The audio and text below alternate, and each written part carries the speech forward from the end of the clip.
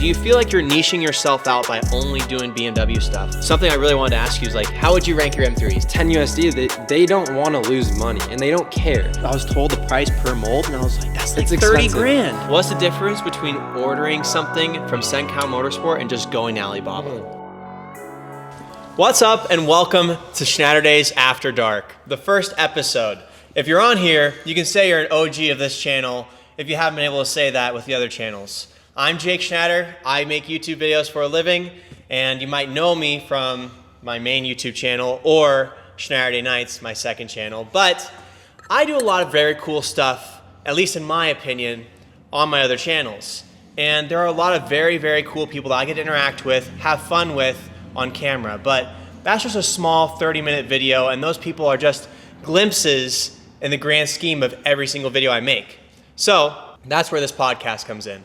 On here, I'm gonna have friends, sponsors, other business owners, and people that I have connected with, even behind the scenes, and we're gonna pick their brain, have some fun, and also maybe dive into some controversial stuff along the way. And today, we have someone that's been very special to the channel, and you've been around since how many subs? I think we were just looking and it's saying like 3K subs. So 3,000 subscribers. So right now the channel is at 641,000 subscribers. So crazy. It's safe to say that Bryce here is an OG to the channel, and I'm not gonna go ahead and tell him what you do, but Yeah. Bryce, tell them what you do. Yeah, so I'm the founder of Cencal Motorsport, and we've had the pleasure of working with Jake for quite a long time on all the BMW builds, starting way back on like your gray F82, which was like the first build we did, but yeah, all the aftermarket goodies for BMWs, and yeah, like I said, we've had the pleasure of working with Jake for quite a long time on all the builds, so all the aftermarket goodies, we got it handled. So, and behind me, I have all of my BMWs, and Cencal Motorsport has been a part of all of them, and you've probably seen or heard me say Cencal Motorsport a lot in my videos, and well, this is the mastermind behind the scenes. So sir. I'm gonna be shooting from the hip with a lot of the questions, but I do have a good majority on my phone as well, so I'm gonna keep looking back and forth, so I'm sorry about that. But we basically went over what do you do, but now I wanna kind of give you some background on how we met. So I basically was making TikToks on my Audi S4 at the time and my gray M4. Yeah. And I posted an edit of my gray M4 that did pretty well. And back then, pretty well was like 10,000, 20,000 views.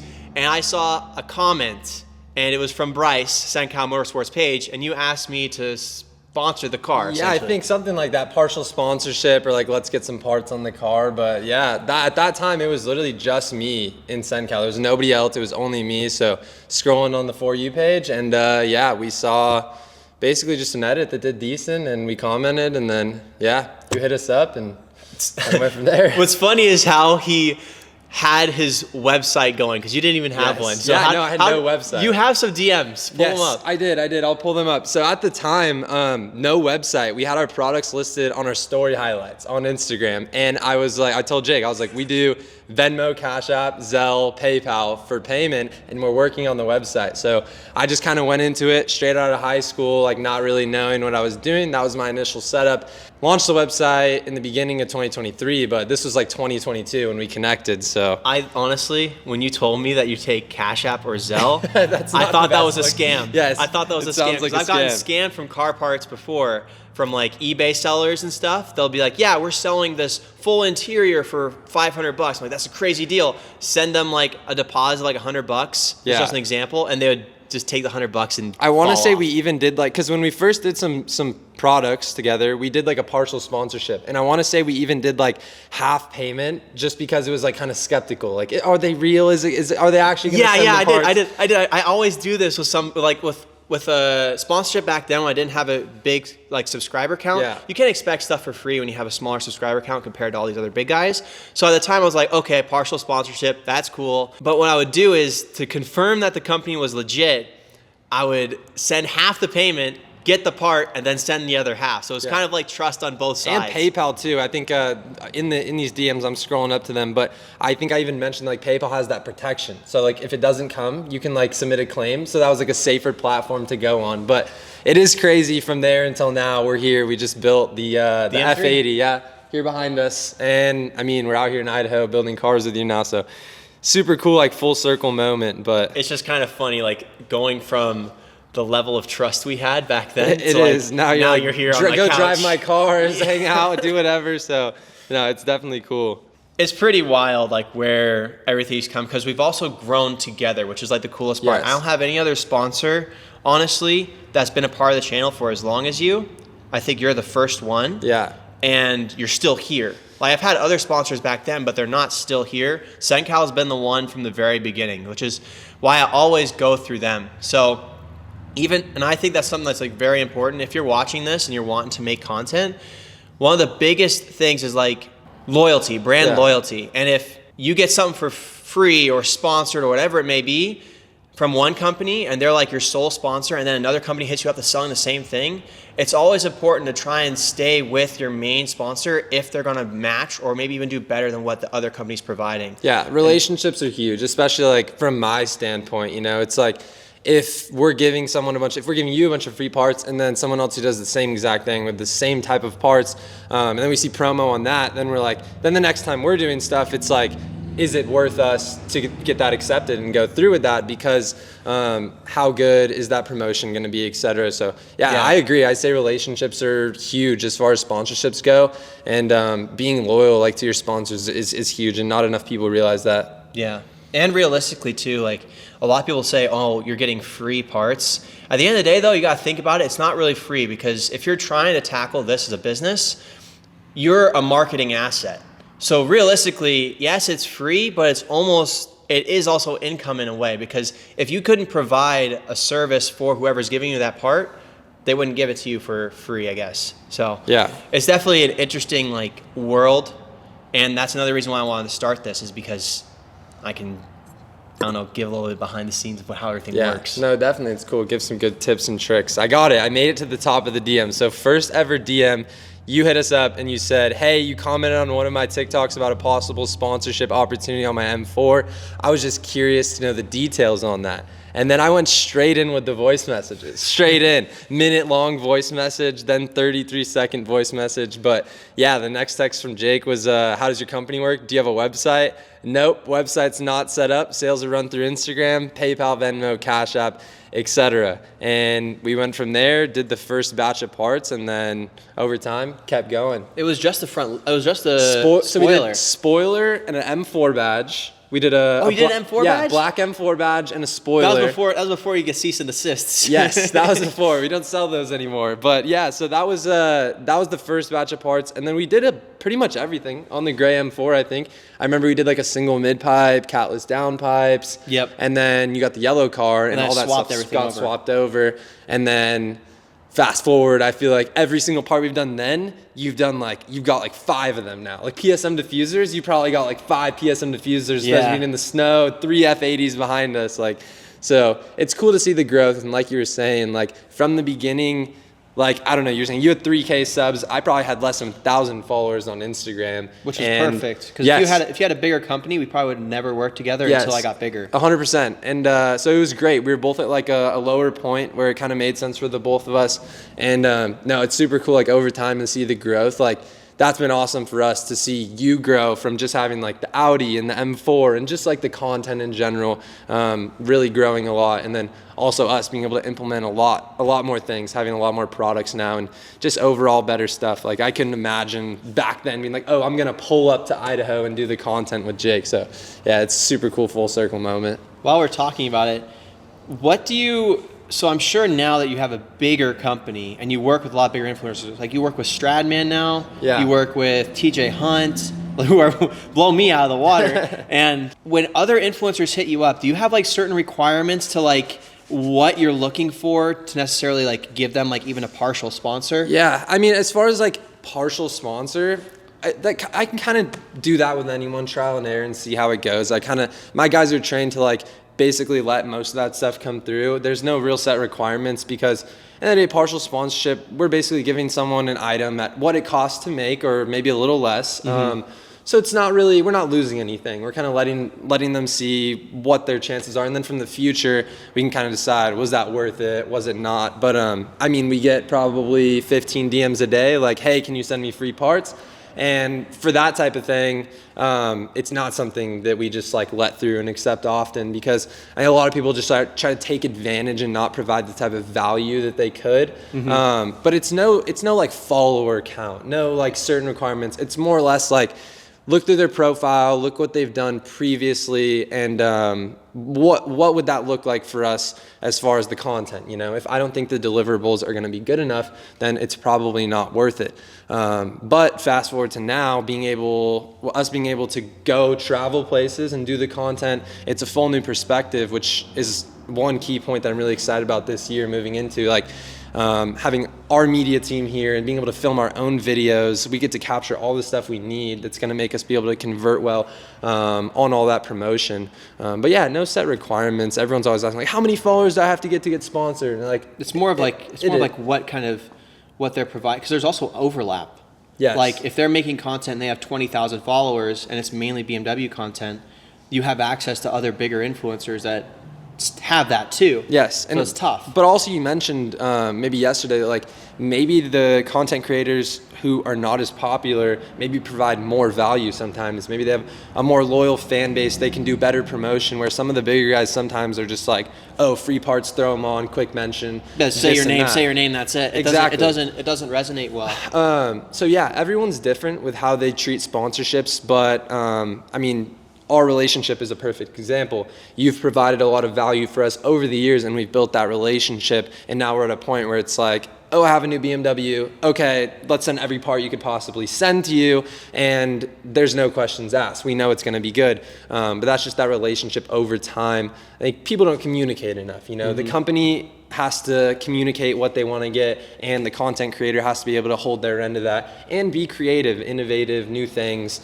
over time. So yeah, it's definitely a weird world. It is, for sure. The sponsorship thing is definitely tricky, and like, we've probably lost tens of thousands of dollars many times just giving sponsorships to various different people. But I'd say it's trial and error, and that's part of business. You know, I'm fine with losing money. I'm fine with stuff not working out, because it just teaches us that, okay, that's not the person we want to work with. It's like posting a video. It's like, exactly, if you post a video, it could get 10,000 views, it could get 1,000 views, or it could get 1,000,000 views. Yeah, you never know until you try. You learn from everything, not even just in the business e-commerce space, but also just like you said, content, testing new things. I mean, a lot of YouTube videos actually cost a lot of money, you know, doing these parts or these cars or whatever it is, you know, and then it flops and you're like, maybe that content isn't the best thing. Maybe I could have done it better. So yeah, and it's always changing. Lots of trial and error, which is really good. When you built your business, what was like your biggest breakthrough? Was it running ads? Was it finding the right supplier to like finding like that one product? What was it that like built your like BMW business? I mean, like, supply and demand is probably one of the hardest things in the beginning, because like the way we started our business, we didn't have any products. So we basically got connected with a lot of resellers and people who stocked items in the States. So a lot of guys in California who they were running like aftermarket BMW parts businesses with a lot of like generic products that everyone sells. So we were just accessing it from them at like a wholesale cost. But the problem with something like that is we don't have the parts, we're not buying the parts, we don't know if they necessarily even fit, you know? Maybe we haven't installed it. Maybe when someone buys something in the early stages, that's the first time I've ever sold that item. So I don't know the issues that are gonna come with it and stuff like that. So that was super hard in the beginning, just like not knowing. Like, okay, this person bought this, but is this a good product? Is this available right now, etc.? So running through that was definitely like a hard point in the beginning. But I'd say like the first year was a lot of trial and error, just trying a bunch of different stuff, dialing it in. But I'd say like the biggest breakthrough and stepping point as far as like our business getting to the next step is having all our products on hand. Actually getting our own molds, because you can offer fast, and you can offer fast shipping. Yes, fast shipping, but also we have the confidence now that most of our products that we stock in house are perfect. They're gonna fit perfect. The quality's perfect. It's packed perfect. It comes with all the things you need to install it. So things like that are super important. It just mitigates a lot of issues. There's so many issues that stuff breaks and stuff doesn't fit, and that's just, in the end of the day, that's a loss for us, continuous loss if we continue to have issues. So I'd say really dialing that stuff in was huge. Just making sure that all the products are our own products, and we're actually bringing them in and making sure everything's good, and not necessarily outsourcing so many products, which I guess you could kind of say that's like a drop shipping. But we have tried to stay away from like the full, like there's a lot of people in the space who like a direct China drop ship. So that's a good topic to touch on. That's what I was about to ask. Okay. I was like, so I have it worded kind of like aggressively. I was like, what's the difference between ordering something from Cencal Motorsport and just going to Alibaba? Yeah, I know a couple that's a things. huge one. I know a couple things about it, because like I'm not going to say anybody's names, because there's a lot of people out there that make, I would almost classify it as hate content, because you're trying to bring down a company or multiple companies, and you really do not know anything about what's going on. But to be fair, there's a lot of companies in the space who hop in and they're trying to just drop ship China products directly from Alibaba.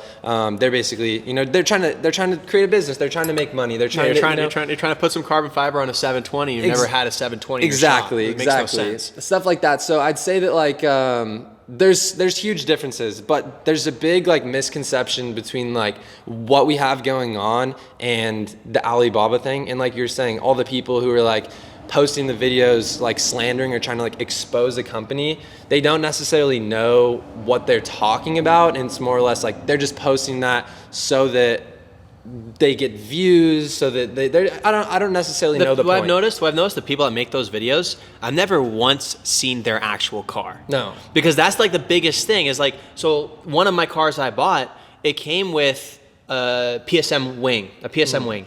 And you sell that too. And I've had those and they always fit great. But this one fit like trash. Yes. Like people don't realize that in China on Alibaba, there's like 13, 14 different suppliers. Yeah. And I'll tell you some of their molds are about trash. Alibaba that is something that most people don't realize. Like Alibaba itself, it's a Chinese marketplace, right? Mm-hmm. But I would compare this to something like eBay in the United States. So it's an online marketplace where you can just buy a bunch of stuff. I know eBay is mainly car stuff, but eBay has the same thing. They do it. I see like side skirts, front lips. Exactly. Yeah. And it's the same photos as on Alibaba. eBay is just like a repurpose. So it's just another marketplace. Mm-hmm. But so Alibaba, anyone can go create an Alibaba account. So there's a lot of people in China and they're just creating an Alibaba account and listing a bunch of products. So they're middlemaning a factory.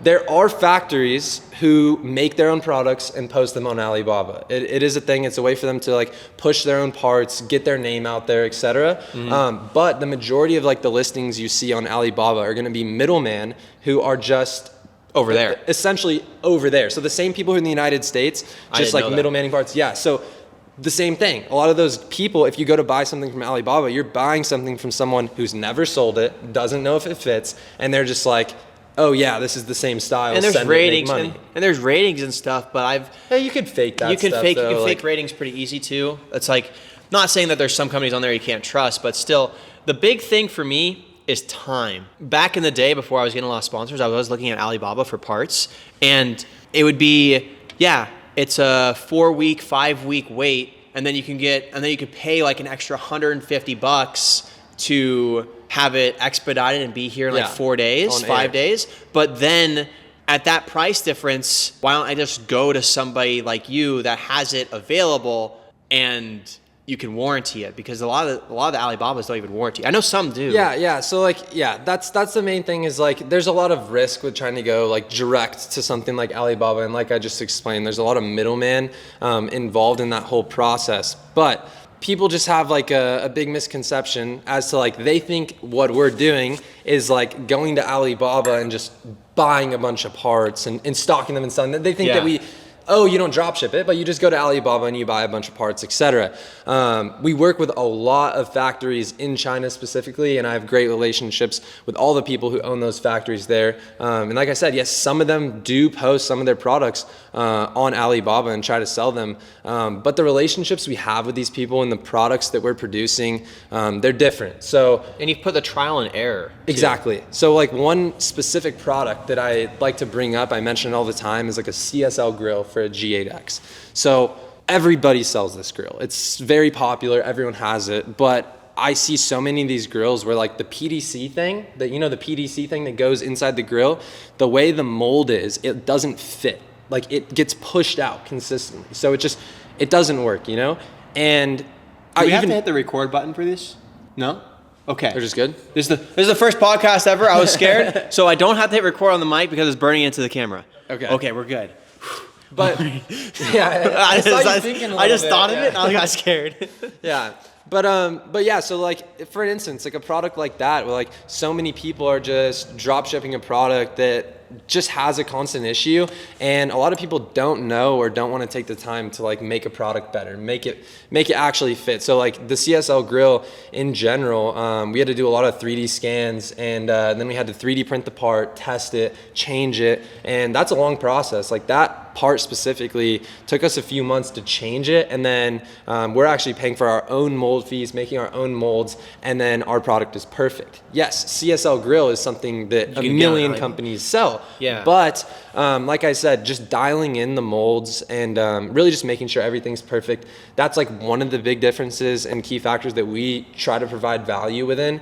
But aside from that, obviously, we stock over 1,000 SKUs in our Oceanside location, and we also have a warehouse in LA.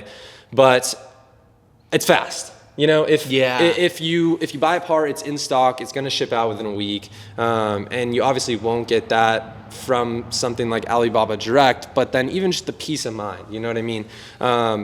There's still issues. Like I have parts, sometimes the mold was defective or one batch just didn't go good. Yeah. But that's things that we fix, you know? So someone has an issue, they hit us up, oh, we'll send you another one, no problem. Oh, you want to refund it? No problem. Like, you know, always making it right. And I'd say that's something that would be really hard to deal with if you were trying to go like Alibaba Direct, which maybe you could save a few bucks going Alibaba Direct, but a lot of people, it's not worth that sacrifice to deal with all those issues and potentially like be out a product that doesn't fit, out a bunch of money and stuff like that. Especially if this is your, like say you buy a BMW, you have a loan on it and like not necessarily like barely scraping by to be able like to own the car, but say like modifications are expensive for these cars. Yeah.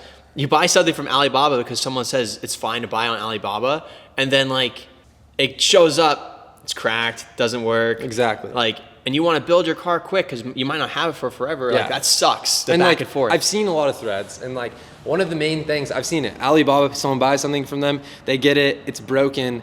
The middleman on Alibaba will actually be like, will $10 USD refund be okay? Like, will $20 be okay? Because the price of USD, it's a lot more valuable. You know, 10 USD, they don't want to lose money, and they don't care. They aren't building a brand. They're over a different country, bro. Yes, like you're done. But they're making a quick buck. They're just trying to middleman a product. They're not creating a brand, so they don't care about their reputation necessarily. They don't care at all. And for us, it's like if we have an issue, that's bad for us. That's something. You have a huge following. Exactly. You have a comment section. You have a bunch of stuff where like. So that's stuff that we fix, and that's just like overall one of the big things. But aside from just like all the parts that everyone sells, you know what I mean? Because there's PSM wings and this and that and stuff that everybody sells. And those are like all products that are just mass copied. Someone designed those, someone like PSM is a brand. There's a brand, and they made those parts. They designed that. That's their own design. Not many people in the space have patents on these products, so these products get mass copied, especially in China. China loves to copy stuff. So they'll get mass copied, everyone sells it. So aside from that, I just kind of touched on like what separates mass-produced products like CSL grills and PSM wings. You know, we make sure that it's perfect. We make our own molds, and we make sure all the parts are perfect. Aside from that, specifically this year, I have a lot of big things coming, but our own design. So we made the G8X Cencal lid. So our full own design, in-house design. We tested it many times, changed a bunch of things. It's expensive. But I was told it's like I don't know if they were giving me a deal too, but they like said it was like $6,000 to create a mold to have my, because I was thinking about it for Schnatter Days to have my own designed like body kit for a BMW or something. Yeah. And I was told the price per mold, and I was like, that's like $30,000. Because like there's ways to cheap out. You could do like a fiberglass mold, but like you make 10 products in that mold, it breaks. So they do metal molds. Metal molds are really expensive, but they're never gonna break and they're gonna be good forever. So do you test on a fiberglass mold, and then when you like it, you go to a metal one? Yeah, so the process in making like our full own design product. So first step, we have our person make a render, and we go back and forth with like designs, switch this, let's do this, let's change this. We basically start with like 3 variations. We do like 3 versions, slightly different, and then we start making tweaks to all of them and figure out which one we like. And once we have a design that we're set on, we get that product 3D printed. So it gets 3D printed, it's like a plastic piece, and we test it. So we test it on the car. It's exactly the same piece as it would be carbon fiber, but it's way cheaper. It's 3D printed. Yes, it's way cheaper, but that's the way we test. And then once we put it on the car, there's more modifications that need to be made to the 3D printed part. So if it's not perfect, they'll use a bunch of stuff. Like specifically, I don't do it myself, so I could be like butchering the different things that they do. But from what it looks like to me, they're doing a bunch of sculpting. Like if something doesn't fit all the way, they'll add material while it's on the car, make sure it's perfect. That material hardens. They're sanding it. They're making sure it's 100% perfect. And then once we confirm, they take that 3D printed piece and they start making the molds. So they make the molds off the 3D printed pieces, and then there's a whole process with that. We make the first one in carbon fiber, then we have to test that one, and then if it's not good, we have to redo the whole process. So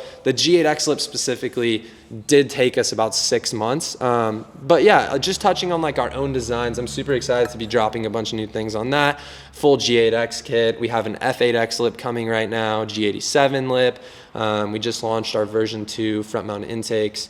So yeah, lots of new stuff, and I think that's really what's going to separate Cencal over the next few years is we're coming out with a lot of our own lines of products and kind of getting away from like the whole replica thing, which is huge for us. And yeah, like going into it, we're kind of just like, we don't really, I don't know what I'm doing getting into a business. So there's a lot of mistakes we've made over the years with various different things, but one thing I'll touch on as far as like replicas is MHC. My good friend Reese, Reese, has Dylan, all those guys. So they're out in the UK. They have R44 and they do MHC. So MHC, super high quality products, awesome designs, another mass copied product in the industry. So for some time, we've sold MHC products. MHC G87 lip, very hot selling product. But this is a copied lip. It's not authentic MHC. Yeah. And even just not knowing the knowledge, not know, like at the beginning, I don't know if it's copied, looks sick. Let's sell it. That's awesome. That's a great product. Yeah. But that's another big thing is right now we're in the process of onboarding all the authentic MHC and getting rid of all the replica MHC. That's crazy. It's super sick. And then the cost for the customer though is gonna be a little bit more, right? The cost for the customer is more, but the quality difference from all this replica stuff to the real deal high quality parts is insane. So we're still gonna be able to provide those generic products that everyone can afford at a cheaper rate, but we are gonna have all that authentic high-end stuff. But, right. And when you say like cheaper products, yeah, they still fit good. Yes. It's just there'll be like slight differences in like carbon weave or the like main thing is going to be wet carbon and dry carbon. There's 2 ways to make carbon. So wet carbon is basically a fiberglass reinforced carbon. It's carbon fiber overlay. So it's real carbon fiber, right, but the product isn't solely full carbon fiber. Mm-hmm. So it's not light.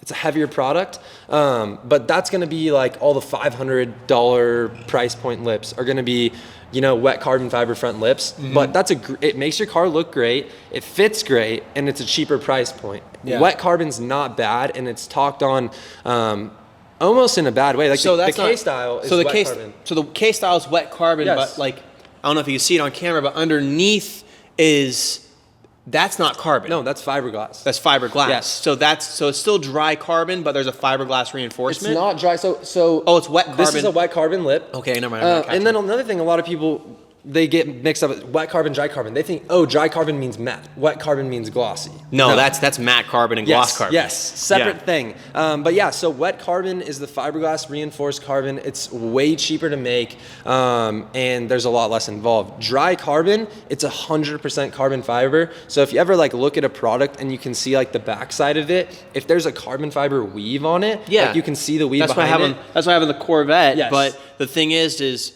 on my old C6, that's how it's super low. The dry carbon, I feel like it's almost better to go wet carbon for front lips because it's stronger. Because it's heavier. It's more heavy duty. Yes. Yeah. The dry carbon for the front lips, I feel like is kind of sketchy because it's only the carbon, and like yes, carbon's strong, but I'm more concerned about that the finish cracking. Yes. Yeah. 100%. So like that's like the big thing with the price point is like the wet carbon products are going to be cheaper, but the dry carbon products are more high quality. The weave in dry carbon is way more consistent. It's like it's so much nicer. Like so we are implementing a lot more dry carbon products, but a dry carbon front lip is going to be $1,000 plus because it costs so much to make. The actual process, like within making dry carbon, you need like a full vacuum machine. It's a super expensive, huge machine. It's like $100,000 machine. And then if you want to do like hoods and stuff, you need a bigger one. So that's crazy. It's expensive to make dry carbon. But that's another thing is like, yeah, we're going to continue to be selling all of the wet carbon stuff. Like I said, they're great products and it's perfect for the customer who doesn't want to drop thousands of dollars on, their aftermarket stuff that they're probably going to break, you know? So, but being able to have the different products for the different type of customers is definitely really cool. Yeah, that definitely, I think that builds your business a lot more. Do you feel like you're niching yourself out by only doing BMW stuff? Are we gonna see Corvette stuff on your page? We got some stuff in the works, but it's a long process, you know? So like, we officially started Cencal in 2023, even though we were working in 2022.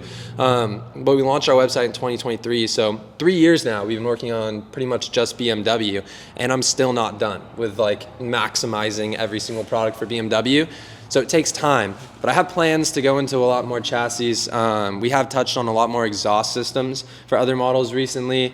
I saw you did SV. Yes, we did the SV. That's crazy. One thing I was really stoked about last year, we did a GT2 RS exhaust, and that was fully USA made in California. So that was super sick. But yeah, kind of switching over and doing, that's kind of like our intro, the exhaust systems and a few other things. And exhaust systems, we were talking about it, exhaust systems are like the best way to market because everybody loves to hear how a car can change with an exhaust. It's the best. It just sounds great. Like, yeah, you can make a car look good, but you just look at it and you're like, oh, it looks sounds good. Different. Like, the sound is going to make you smile. It's going to make you happy. Like, you can feel it, you know? So that's like our intro to the other markets. But this year specifically, we really want to dial in the exhaust stuff. But yeah, Porsche is something we're really trying to tackle hard. We've been still working German, on a lot of I GT3s. guess. I would say like our plan of attack is continue pushing BMW really hard, get into the Porsche market, Lamborghini as well, some McLaren stuff. I don't think anytime soon that you'll be seeing any like Audi, American, anything like that. Niche? Yeah, even like Mercedes. It's not where I want to spend my time. Yeah. Like BMW has such a good aftermarket support platform. Like everyone wants to mod their BMW. That's our thing, you know. Mod your BMW. Everyone wants to mod it. Everyone has a BMW. I feel like I don't see as many companies selling like Mercedes parts or something. There's a reason. It's not as popular. Everyone's doing the BMW. And there's like 3 big companies that do it. Yeah. And like you can't compete. Yes, and I'm sure over time that I could make an impact in one of those markets, and I'm not saying that I won't, but as far as where we want to go is we want to try to cater to the higher end vehicles. We want to go GT3. We want to provide really cool parts and make some awesome stuff. Like, and for the GT3s, we can do that because those parts are expensive. We can put $20,000, $30,000, $40,000 into development for a GT3 kit because the retail on the kit is going to be very expensive. Supercar tax. It is. It's supercar tax. But that's the reason why those products are so expensive for high-end cars. It's because it takes, and they're so niche, there's less of them. It is. There's less of them. It takes so much money to develop. But additionally, if you're talking like GT2 RS, if you wanted to make a carbon fiber body kit, how many of those are you going to sell a year? Not that many. 3. So now you have to factor in, I'm spending $30,000, $40,000 to develop this kit. And if I price this kit at $20,000, am I even going to sell 2 in the first year to make my money back? You know?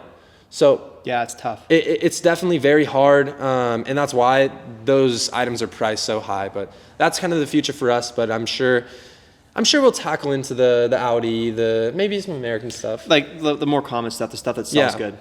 I think it can be good, just like grow overall. But I go back and forth all the time. Like, I'm like, do I have everything under Cencal? Do I just create another brand specifically for something else, because we did a soft launch of Tesla parts maybe like 2 years ago. I saw Street Hunter do that too. Yeah. And in my mind, a lot of the Tesla guys want to spend money on the aero stuff. They want to make it look cool. I personally don't like it that much. That's not my speed either. It's not my speed, but I saw a market for it, and I tried to tap into it, and the feedback I got, because our whole fan base is BMW, was awful. No one wanted to see a Tesla on their feet.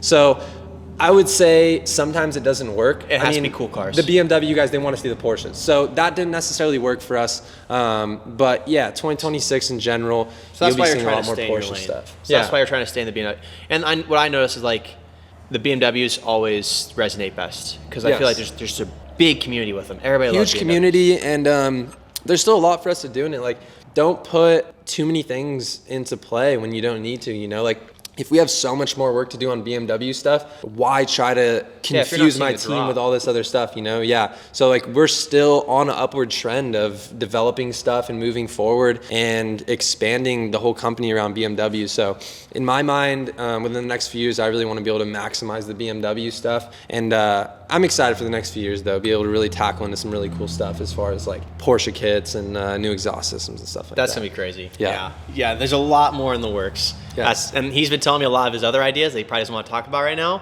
And what he's wanting to do is crazy. Yeah. But to kind of like push away from the business, something I really wanted to ask you is like, how would you rank your M3s? Like bottom to top? Like what's the best and what's the worst? It's so hard. It's so hard because like every single one is different. But I'd say it always changes for me. Like depending on the time of the year, I'm gonna give you a different answer. Yeah. But like right now, what are you feeling? What's like your rank your M3s? number one, I'm going F80 M3 right now. It's just such a good car. Like everything about it, it looks so good. You can make it look so good. Sound isn't the best, but single turbo kit. We're making a single turbo kit for that car too soon. So or 4N. Yeah, or 4N. If you can swing it. If you can swing it. Yes. The 4N is super cool. But in general, I think I'm putting F80 at the top. It's hard, man. It's so hard because I'm gonna keep going down the list. I'm like, oh, I should have put that higher. I have a list too, and I feel like your list is the same.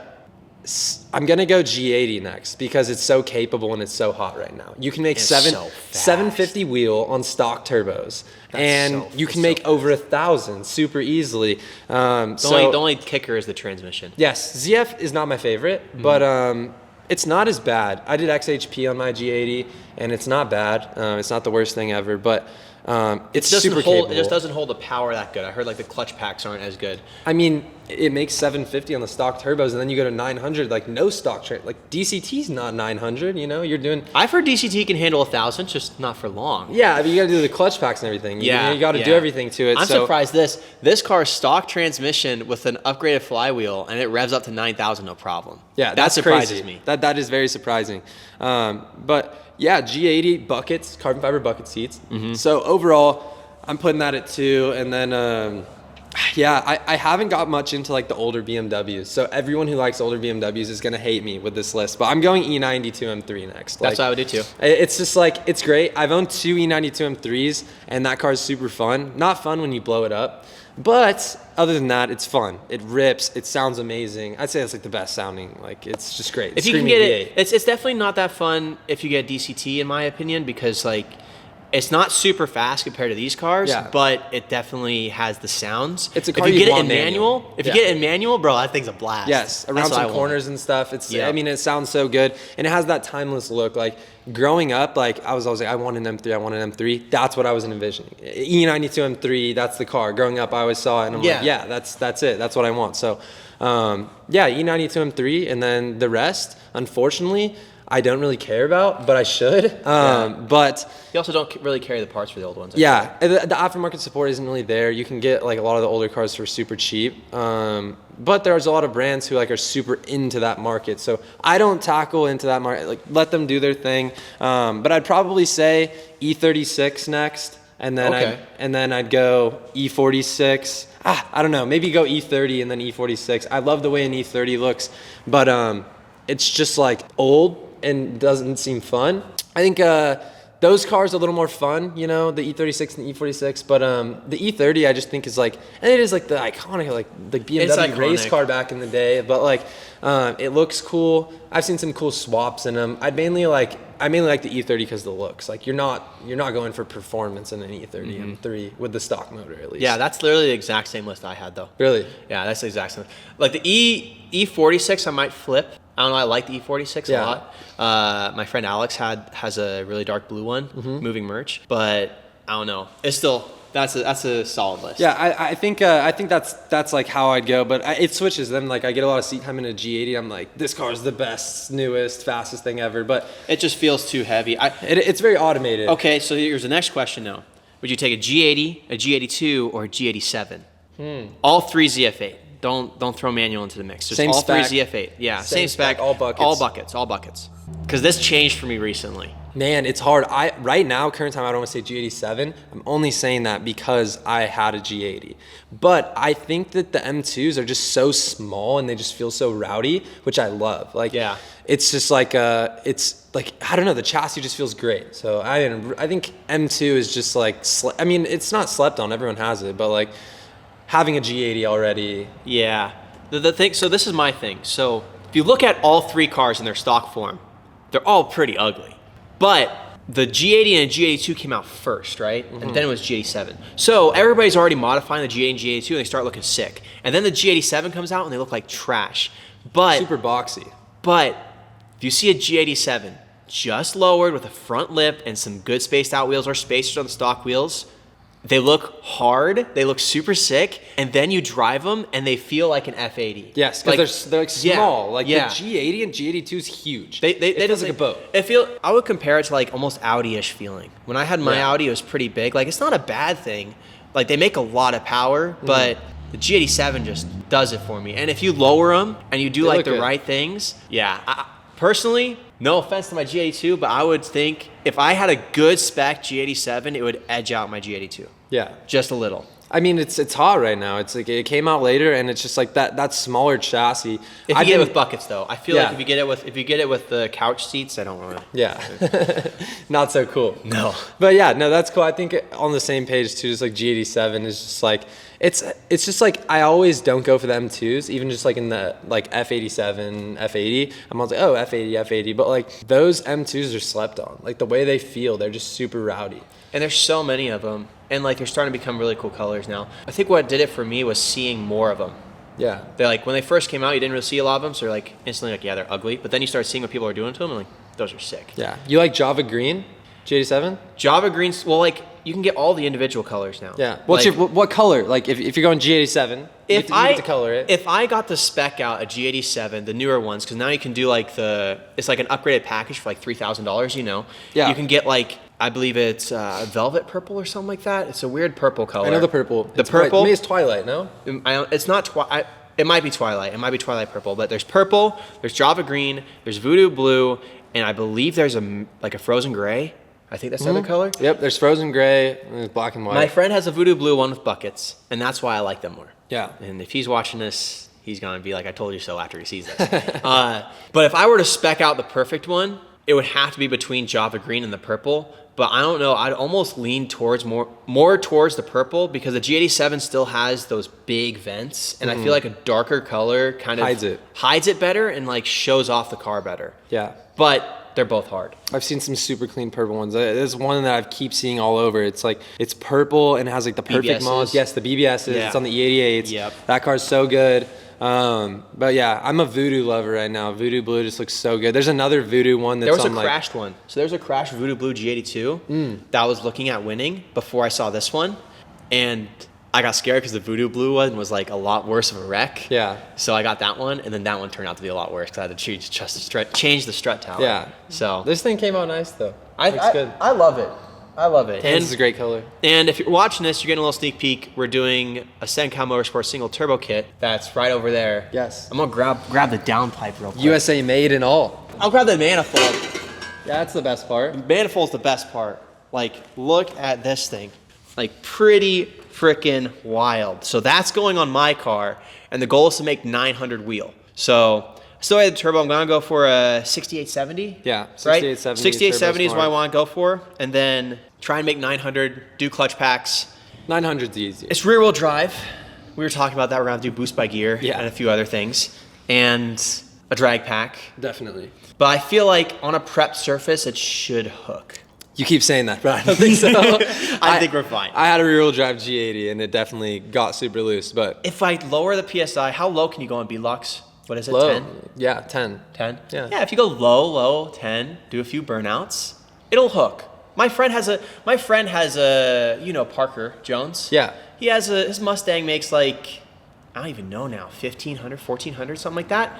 And it pulls wheelies, it hooks. Yeah, I know it's different possible. cars just put it down differently. I Yeah. don't doubt that you can't dial it in. They're also so heavy that they Yeah. have a lot to push out. They So, do. like, that's why it's I didn't think like suspension and stuff. Maybe there's some stuff you can dial in that would make it hook better. That's like something no one ever talks about. Like when you're trying to put the power down, suspension, like in the rear end, has a lot to do with it. There's a lot of stuff you could dial in, but this is going to be sick. Yeah. So with this, you're gonna start going into more power stuff. Yes, kind of. So single turbo kits in general, this is something I'm really excited about because it's fully USA made. So actually one of the guys who previously made like a bunch of the Sheepy kits, the twin turbo kits, and That's the guy that made this? yes. So he's out in California, and The welds are sick. The welds they're great. are good. It's amazing quality, and it's the same place we had our GT2 RS exhaust made. But yeah, it's full tubular manifold and external wastegates. Equal length? No, not equal length. No, it's just tubular manifold, and then so a lot of people do like recirculating kits. I know if you've seen like the S55, the Vargas kit, it's recirculating. So you use the stock wastegate, and it doesn't have dump tubes. It just goes back in. But those won't be loud. They won't be as loud. This has the dump tubes, so it has the external wastegates, and so when the gates open, it just screams out the dump tubes on the bottom. That's that noise, you know, that single turbo noise, like. So that's one thing is like a must for me. Like how to have that. I don't think my car. I think my car's recirculating. Yes, it's The yellow car. recirculating. But it's still stupid loud. But it doesn't have that. It doesn't have like that scream out the front. Yeah, because when you it's- put it in the launch control, like it's nuts. Yes. My friend Trevor. the flames will come out of the Yeah. dump tube. So that was like a must for me on our kit. And it came out amazing. This is the S58 one, but I'm trying to we're working on the S55 one right now, and I'm gonna do similar thing to like what Vargas has, where you can actually put a turbo on it and keep the carbon strut brace, because like every other turbo kit on the market, you have to chop it. That's another reason why I didn't want to go top mount. Yeah, you have to chop it. So, Yeah. but depending on how big of a turbo you do, because if your turbo's too big, you can never run the strut That's why brace. most people go bottom mount, because you Yes. can fit a bigger one at the bottom. But something about it being on the top is just so sick. So that's my plan for S55 is do external wastegate as well, but do top mount. So Yeah, that's gonna be crazy. yeah, and That's- this is gonna sound really good. Aside from like, excited. I know you want to make power, and you will make power, but the sound is amazing. It's exactly what you want. Like the sound's what you I heard want, the one really. at the shop. Yeah, the first car we yeah, did it on. was beautiful. It It's sounds awesome. amazing. It's like everything you'd ever want. T51R mod. Yeah, I want to do T51R too. Well, I guess with the turbo that I'm going with, TurboSmart, they have like their own like sound. So they have it's T51R though. It's They have their own thing. T51R, It but has the same type they of call housing. it something different though. Yeah, it's the same noise though. Yeah. All right. How are we doing on time? Where are we at? 49 minutes. 49. Okay, so Really? 11 minutes. We're gonna go an hour long. So I got a few more questions. We're gonna go an hour. So, how many employees do you have right now? Currently, Like off the rip, what Yeah. would you say? like you go like freelance, so probably like 12. 12? Yeah, like 12 employees. Everyone kind of does their different things, and I'm always looking to bring more people on, and I want to grow a bigger team. My issue is that like to bring someone on and catch them up to speed takes so much of my time. And I feel like the people that you would have to bring someone on and they know right away are gonna cost way too much. I just don't even think that that's a hard person to find, because the industry is so niche. If you want to work for me, you need to know every BMW chassis ever, every style product we sell. That's hard to learn. That took me years to learn all the different styles of parts. Like I can look at any single front lip for any single BMW and be like, oh, that's that. Oh, that was made here. Like it's literally like there's so many little details that you need to know. So yeah, like 12 people overall with like media, customer service, stuff like that. And a few of the guys are remote and whatnot. But yeah, definitely one of my goals this year is grow the team. I want to see a bigger team. If you have a bigger, I feel like if you have a bigger team, if that's what That's one of the things that can cause you to plateau. If you have a small team or you're limited by staff, yes, you add some more, you have room to grow now. Yes. You know, it helps you have to do it the right way. Like, you have to bring the people You can't on at the add right too many time. on either. Yeah, a lot of people do that. They just hire too many people. And like I was just telling you, it takes so much time to catch someone up to speed. Like, the one-on-one that I would have to do with someone to get them set up takes a while. So I just go one by one. Bring one guy on, bring him into something that will help us. And then once he's dialed, move on to the next. Yeah. And then another question I had was, why this business is like, why did you start this? Like, what did something you see cause you to do this? Was it an accident? Like, have you always loved BMWs? It wasn't intentional. It was an accident. Yeah. So I think I mentioned it to you previously, but I was doing custom steering wheels as like a little side hustle. Yeah. But the way I got into that was like, so they do those Alcantara wraps on the steering wheels where you stitch them on. I did one for my own car and it took me like 15 hours. It's like, you have to stitch it by hand. It's super ridiculous. So I did that. And then I had bought like a nicer flat bottom steering wheel for my car. I had a 328i. So I had an E92 328i that I used to spend every dollar on. I'd buy parts from like people like Colorado N5X and all those guys. So I took a lot of inspiration from Brian from Colorado N5X, and I was like, dude, that guy's living the life. Like, I love BMWs, but I was like, that would take so long to start, and there's so many people in the industry. Who made you love BMWs? Your parents?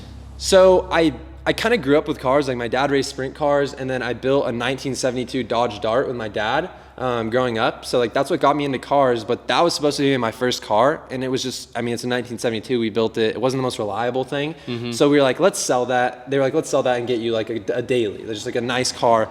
And I was like, BMW is cool, you know? I wasn't necessarily like into it. I didn't know anything about it, but I was blessed, and my parents moved that money from the Dodge Dart to the BMW, got me like a 2011 328i E92. So then I was like 16 years old, just got my license, and all the money I would make from my jobs, I would just spend on the car. Mm-hmm. Doing the steering wheel and whatnot, and then I posted on my Instagram, I was selling that old steering wheel I stitched up, and a bunch of people were hitting me up. I want it. I was like, I could make those. I could just buy steering wheels, used, wrap them, sell them.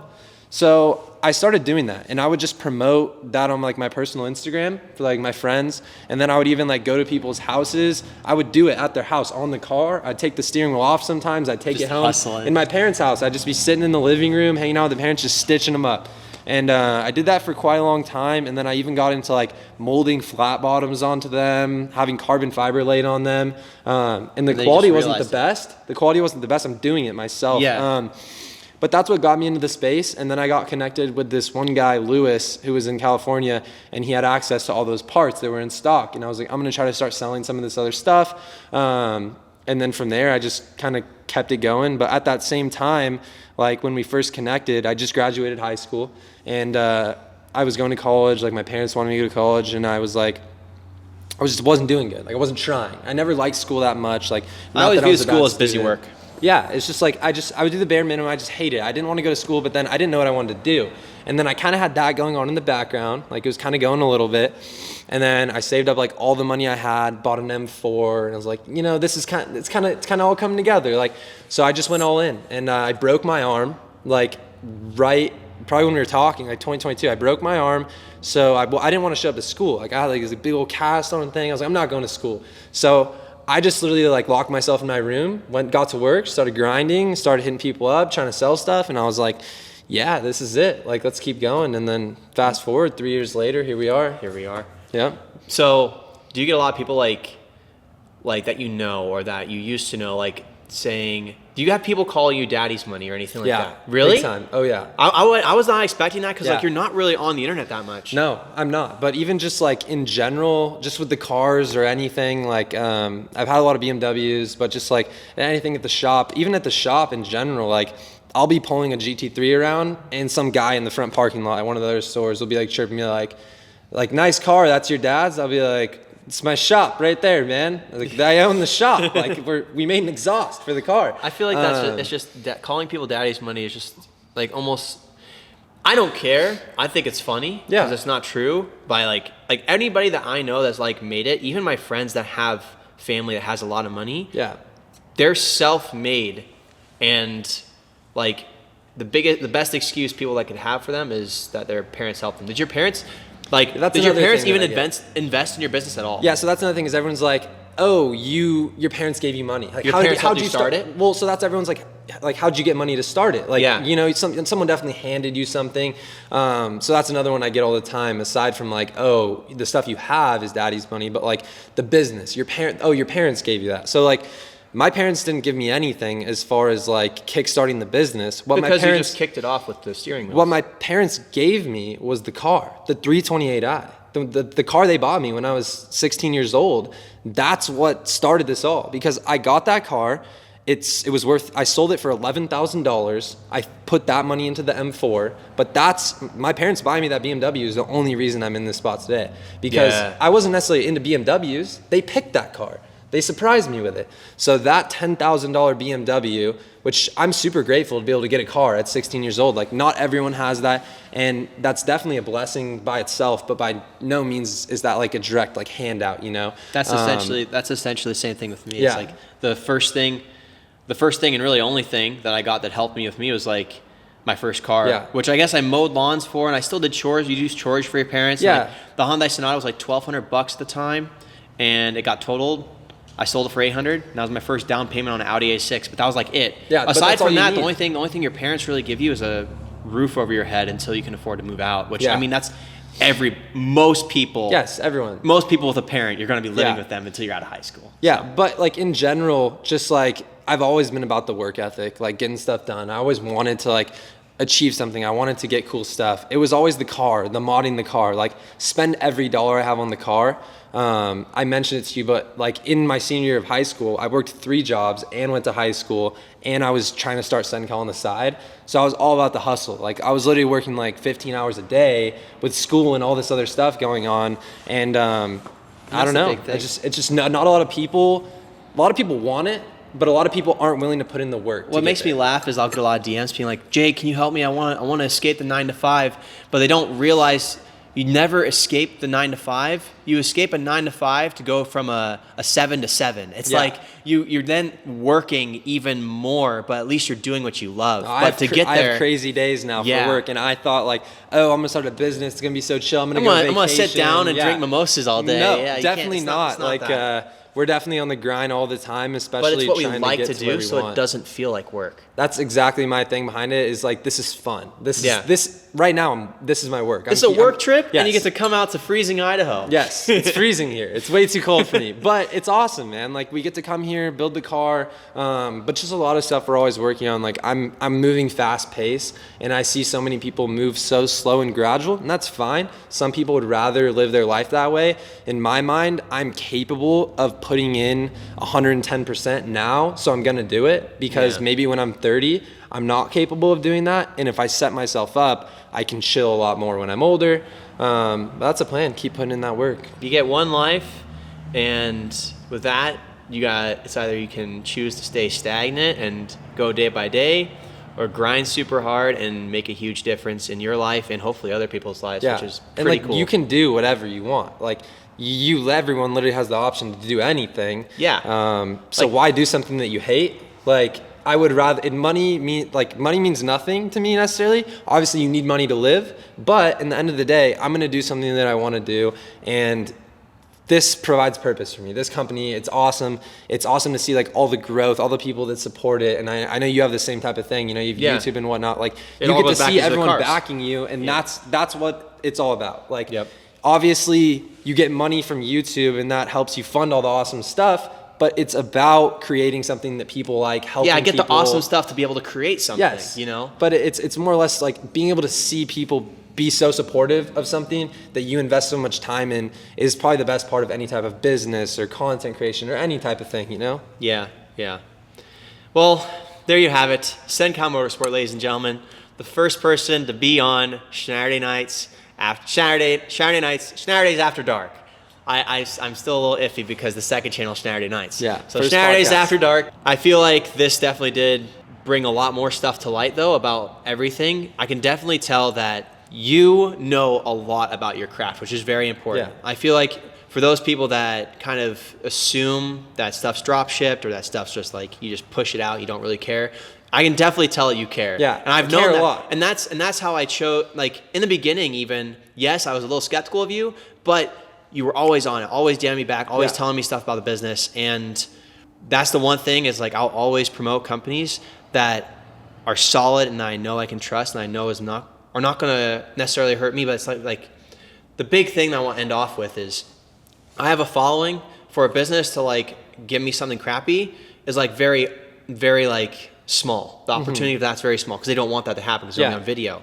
But I care about what you're going to bring to my followers as well. Exactly. Because people are going to be purchasing based off of who I support. You want everyone to have the same experience that you have, Yeah. and that's what we provide. I don't really do DMs, but sometimes at night, I'll just start talking to some random person the same way I talk to you because that's what it's all about, treating everybody the same. And that's what matters is like I want to have companies on this channel and on the main channel and second channel that I know won't do me wrong or the people that watch my videos wrong. And Cencal Motorsport is one of those people I'll always stand by, and they've been with me since 2,000 subscribers. It's crazy. But on that note, that's going to be the end of this podcast, and I will see you guys in the next one. The next one, hopefully, maybe, if the winner's okay with it, I want to have the winner of the Blue M4, who is showing up in a couple days, be on this show as well, and we get to pick their brain on what they do for work, why they entered my giveaway to win my car, and yeah, just go into a deep dive on someone that doesn't do content at all. I think they do. The winner of that car, they're blue collar, I believe. Really? So he does like construction or something, that's like awesome. builds houses. So that'd be pretty cool to pick someone else's brain, someone that I don't even know if he has a business or not, but we'll find out maybe. So that's going to be the next one, and then I want to try and get Remy on. I want to try and get a few other companies involved, maybe Cooks, Grail. And I want to see Reese on here. Reese, R44 R44 would be cool. A lot more people with really cool stories and really important to this channel. Yeah. So I will see you guys the next one. Drive safe.